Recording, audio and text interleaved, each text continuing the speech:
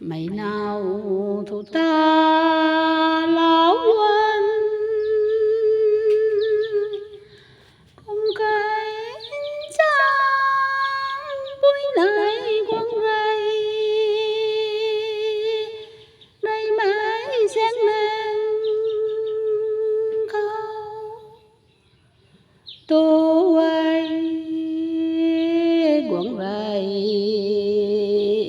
sáng nắng quăng rầy sáng nắng ta vui muốn nở đang khô sầu muốn răng nở nên khô tu ấy buồn roang say ta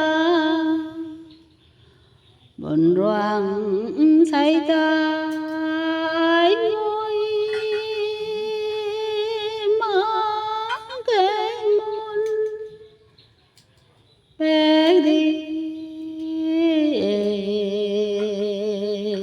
say nó đang khô tuổi hè mai nào lấy quán rơi là quên ni na môn